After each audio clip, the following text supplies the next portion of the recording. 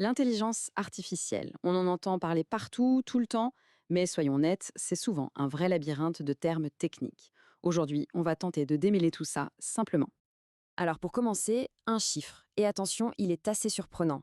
On estime que 77% des appareils qu'on utilise au quotidien intègrent déjà, d'une manière ou d'une autre, une forme d'intelligence artificielle. Machine learning, deep learning, IA générative, on entend ces mots partout, n'est-ce pas? C'est tout à fait normal de se sentir un peu perdu. Alors aujourd'hui, on va essayer de tracer une carte, ensemble, pour s'y retrouver. Pour y voir plus clair, il y a une image que je trouve géniale, celle des poupées russes. Vous savez, ces poupées qui s'emboîtent les unes dans les autres, chaque concept s'intègre parfaitement dans le précédent, c'est une manière très simple de tout comprendre, vous allez voir. Allez, on y va. On commence par la plus grande des poupées, l'intelligence artificielle elle-même, le concept global. L'intelligence artificielle, c'est quoi au fond? Eh bien, c'est le grand rêve de départ. C'est l'idée de créer des machines qui ne se contentent pas de calculer, mais qui pourraient imiter l'intelligence humaine, apprendre, raisonner, résoudre des problèmes. C'est vraiment le domaine qui englobe tout le reste.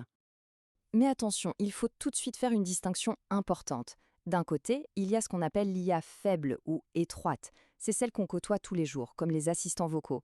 Elle est super douée, mais pour une seule tâche précise. Et de l'autre, il y a le fantasme de l'IA forte ou générale, celle des films de science-fiction, qui aurait une conscience, une intelligence semblable à la nôtre. Mais ça, pour l'instant, ça reste de la pure théorie. Maintenant, ouvrons cette première grande poupée. Qu'est-ce qu'on trouve à l'intérieur? On y trouve le moteur qui fait tourner la plupart des IA modernes, le machine learning, ou l'apprentissage automatique. Et là, c'est un vrai changement de philosophie. Avant, pour qu'une machine fasse quelque chose, il fallait lui donner des instructions très précises, des règles pour chaque situation. Avec le machine learning, on fait l'inverse. On lui donne des tonnes de données, des exemples, et on la laisse trouver les règles toute seule. Elle apprend par l'expérience en quelque sorte. Et pour apprendre, la machine a plusieurs méthodes. Parfois, c'est supervisé. On lui montre des milliers de photos de chats en lui disant à chaque fois ça, c'est un chat. D'autres fois, c'est non supervisé. On lui donne un tas de données et on lui dit débrouille-toi, trouve des points communs. Et puis, il y a l'apprentissage par renforcement, où la machine apprend par essai-erreur, en étant récompensée quand elle fait un bon choix, un peu comme un animal qu'on dresse. Et le plus fou dans tout ça, c'est que le machine learning, eh bien, il est déjà partout autour de nous, souvent sans qu'on s'en aperçoive. C'est lui qui trie les spams dans nos boîtes mail, qui repère une transaction bizarre sur une carte de crédit ou qui nous suggère la prochaine série à dévorer. On continue d'ouvrir nos poupées. À l'intérieur du machine learning, on trouve une technique spécifique particulièrement puissante, le deep learning, ou apprentissage profond. Alors, pourquoi ce nom apprentissage profond? Parce que cette technique s'inspire directement du fonctionnement de notre cerveau. Elle utilise des réseaux de neurones artificiels organisés en de très nombreuses couches superposées. C'est cette profondeur qui lui permet de reconnaître des schémas incroyablement complexes et subtils. Et c'est cette capacité d'analyse ultra fine qui est derrière des technologies qui semblent presque magiques. La reconnaissance faciale qui déverrouille nos smartphones, la traduction instantanée d'une conversation ou l'analyse de l'environnement par une voiture autonome. Tout ça, c'est la puissance du deep learning en action. Bon, on arrive à la dernière étape de notre exploration, celle qui fait le plus de bruit en ce moment, l'IA générative. Ici, on change complètement de jeu. Jusqu'à présent, on a vu que l'IA était surtout là pour analyser, pour classer, pour prédire à partir de ce qui existe déjà. L'IA générative, elle, son but, c'est de créer quelque chose de complètement nouveau. Du texte, des images, de la musique.